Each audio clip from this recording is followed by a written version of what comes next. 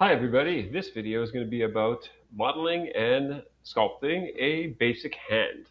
So it's kind of a somewhat realistic hand, not too stylized, but the technique can be used for pretty much any hand. So what I have here is a whole bunch of different steps that we're going to be doing.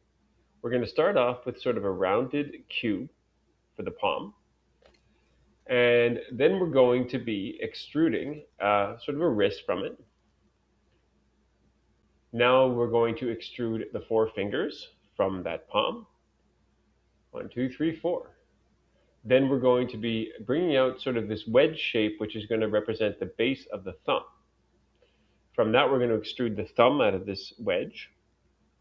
And then we're going to be adding a multi-res modifier so we can sculpt more anatomy, like the muscle part of the thumb that you saw in the palm side. Then we're going to be doing the tendons and basic nails. So we're going to start off. Here's the sort of reference hand that I had from the last stage. And I'll use that as sort of a reference. But of course, you can just use picture reference or your own hand if it's a normal hand. So we start off with a cube. And I'm going to flatten the cube a little bit on the y-axis, so it's obviously less deep. Now from there, I'm going to add a subdivision surface modifier. But if you add a normal subdivision surface, it of course collapses into a sphere. We're going to do two subdivisions. However, if we put, instead of the Catmull-Clark, if we put it on simple and we just do one subdivision, then we duplicate the subdivisions modifier and put the second one on Catmull-Clark, we get a cube which is rounded but not too round, and it looks more like a palm. Okay, so now we're going to select this cube. We're going to go to the bottom face there, and we're going to inset. And then we're going to extrude that inset to represent sort of the wrist. Now, of course, on your model, you're probably going to join this to the rest of the body, but we're just doing it independently. Now I'm just taking that sort of wrist part, and I moved up the edge loop a little bit, and now I'm going to move it back because the wrist part is sort of in front of the hand. And I move it to the right. This is going to represent the right hand. Okay. Now I am moving that edge loop up where it extruded so it's a little bit more smooth. And I believe I'm going to go to the side and just add, there we go. I'm going to add one edge loop in the middle, and then I'm going to push it a little bit to the right. This is going to be where the first two fingers are. Now I added the first two and the last two. So the middle finger is obviously the largest, the pinky is the smallest. I, once again, did an inset and extruded the fingers. And the middle finger is about the same length as the palm. So I'm going to adjust the palm after. I'm just adjusting the angle of those fingers. And you see, of course, that they're sort of too short compared to the palm, so I'm bringing the palm a little bit down. Now I'm going to go to the side and reduce the thickness of the fingers because they're much, much too thick. Just a little bit on the x-axis first, and now I'm going to select all the fingers, extend the selection, go to the side, and shrink it on the y-axis so they don't look like huge, thick fingers. Then I'm going to select just the top loop, and again do the same thing so that they're more tapered. And even on the x-axis so that they're just more tapered in general. Now I'm just adjusting some of them to get some basic proportions that are okay. So just mostly in edit mode. And then every once in a while I'm going to go to sculpt mode with a grab brush and move things around, which is what I'm doing right now.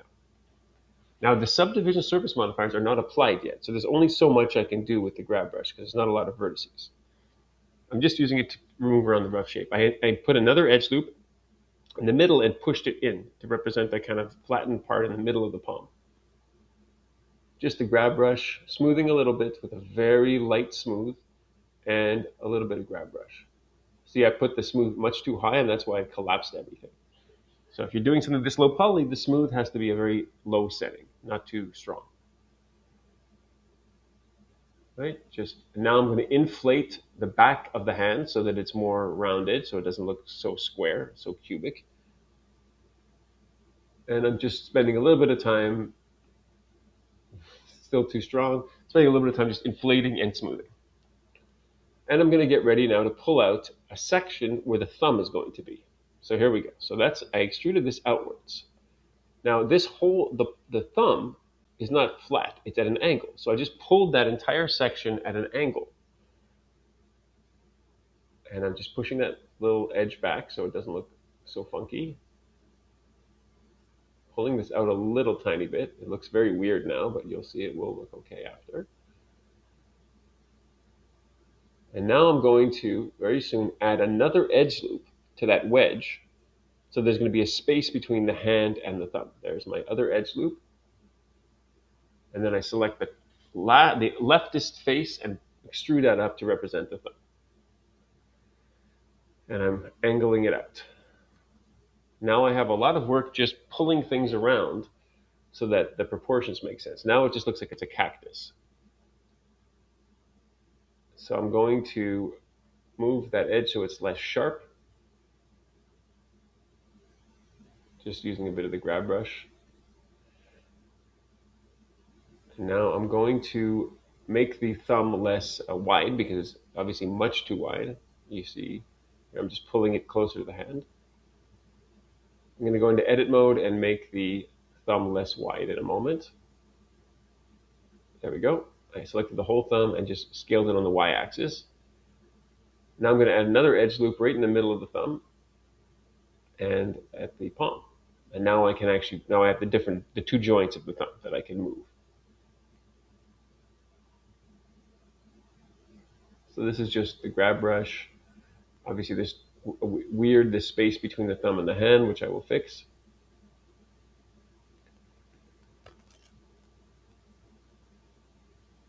All right, now what I just did is I turned off the simple subdivision because I have enough edge loops to keep its form. And I just kept the subdivision surface, this Catmull-Clark. Now it made the fingers a little bit too narrow, so I'll just go and inflate them a little bit. And I add an edge loop to the end of each finger so that they don't go into points. So that's what I did, about where the last joint is. And I will inflate them a little bit. So the fingers each have basically two edge loops, one where the knuckle is and one where the last joint is, to just maintain the form. Okay, just doing some basic shaping with my grab brush. And very soon what I'm going to do is remove the subdivision surface. There we go. And I'm going to add a multi-resolution modifier and put it at several subdivisions, 3 or 4. And I increase it at the end till 5. This is going to allow me to actually sculpt detail on the hand, because otherwise I can't. It smooths it, but it doesn't allow me to sculpt detail. So now I'm able to take my sculpting brushes and more really fix the forms. And then I'm adding the muscle at that thumb and the back and the palm side. And now I'm starting to add the basic creases. And I upped it one subdivision level. There we go. I have the basic creases at the base of the fingers, which I'm going to push up because it was too straight the way I did it. It's more of an arc. I'm now adding the tendons in a very basic way with just the draw brush, smoothing it a little bit, and I go back and refine that after. The tendon now I'm adding a bit of knuckles, and I'm flattening out where the nail bed is going to be. And I'm just shaping that thumb properly. I did a very crude looking basic wrinkle there, which I'm going to refine after. I never really do a lot of detail but on the back of the hand in this video, but normally I do, but I didn't in this video. And I'm just giving the basic creases where the divisions of the fingers are. And remember that the creases in the back go about the halfway of the knuckles. So now I'm just using the grab brush to push things, to taper the fingers a bit more so that they're not so square. Now I'm again using a flattened contrast brush at where the nails are going to be, so that the ends of the fingers are more flat to allow the nails. There we go. And I'm even using the flattened contrast brush a little bit on the backs of the fingers to flatten it out a little bit. Not too much, but just a bit more plainer looking. Okay. I'm just shaping the wrist. Now, of course, like I said before, you're probably going to be connecting this to the actual rest of the model, but I'm just keeping it independent. Right now, I'm just sculpting with the inflate brush, the basic knuckles. And they're a bit too protruding, so I fixed them after. See, he has arthritis or something. And I'm just using the grab brush to shape things based on what I see. All right, I think I'm going to go now for the fingernails. A very quick way to make fingernails is just for sculpting is to use the mask brush and mask off the nail shape. So I did this for each of the nails. I used a little bit of the smoothing with the stroke so that it is stabilized stroke, it's called, just to kind of get a cleaner arc. And I'll just take it off to fill the middle in. They're not really great nails. I was really doing it for the demo. I just did it kind of quickly, but you get the idea. Now what I do is I inflate the base of that nail so there's skin overlapping. And now I invert the selection, inflate the nail itself a little bit, the middle of the nail, and then especially I'm going to take the grab brush and pull out the nail. Because everything's masked, now I can pull it out and have the overhanging part of the nail.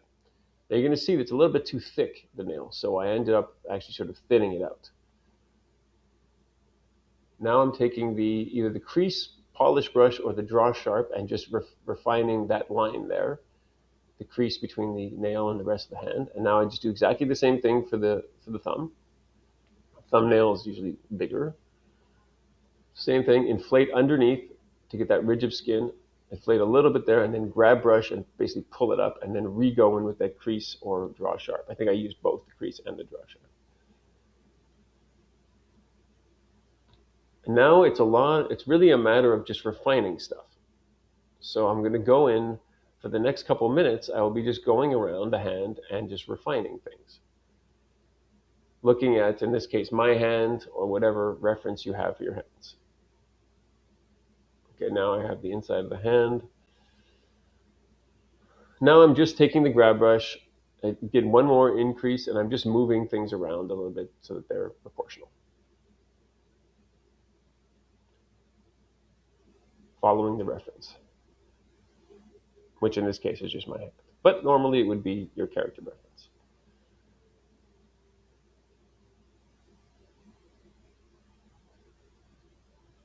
Right, I put the top of the ulna there, and I later on refined it a bit because it's a bit too much like a wedge. Now I'm just, again, shaping the wrist because it was a little bit too wide. Refining that part, smoothing it a little bit because it was a bit too protruding. Just going on the inside of the hand. I can still see that the index finger is too tall, and I hopefully will fix that, but it's possible that I don't. And there I'm refining just the head of the ulna there, slightly refining it. And I will go to a lower subdivision to fix basic things. So if you need to do basic proportional things, go to a lower subdivision, fix them, and then come back. It's best to use as low subdivision as you can get away with. Now I'm going back and refining the tendons a little bit with just a regular draw brush, which has a little bit of the stabilized stroke on it to give a bit of a, my battery's dying, a little bit of a more straight stroke. I cut off the bottom part just to make it clean. I use that line brush. And now once again, just refining the tendons at the base of the thumb, just the anatomy a little bit, just because I have very tendony hands, but of course, it depends on what you're doing. In another video, I'm going to do a big ogre monster, which is going to be very different stylized hands, but there's still the same basic technique. Okay, and I never get to any kind of skin texture or tertiary details. I really just keep it very simple in this video. I'm adding a little bit of the tendons in the palm side of the hand, because you have those big tendon that connects to the palm. And now I'm going to go refine the basic wrinkles on the inside. Usually you have 3 main wrinkles. And the top one is the point where the bones end, so that's where it bends. So if you were rigging this thing, that's where it would bend pretty much, is that top section, right above that line on the top. Again, just going in with the draw sharp brush and doing the basic creases. And it's still really rudimentary, but I even do a bit of creases in on the knuckles. Usually I spend much more time doing these, but it's just for the sake of the video. The basic idea, what I'm doing here is using the draw sharp brush and then using the pinch brush to kind of push them a little bit closer together. And if I was taking more time, I would also add little bits of clay to give it a bit more fleshiness. So it was supposed to look like a real hand. Doing the same thing on the top joint there. I made it much too straight, so I kind of fixed it a little bit. You can see, if you have good observation skills, that the middle finger is not wide enough compared to the index finger. So it should be, the middle finger should be slightly, should not be less wide than the index, but I guess I didn't do it. So make it better on your own hand, kids. Find a green equals there. And then I think I'm going to go in with very, very simple veins using the inflate brush and just doing a kind of a very rudimentary vein pattern, which again, you can spend as much time as you want on it. I just did some kind of relief to get the veins that cross over those tendons.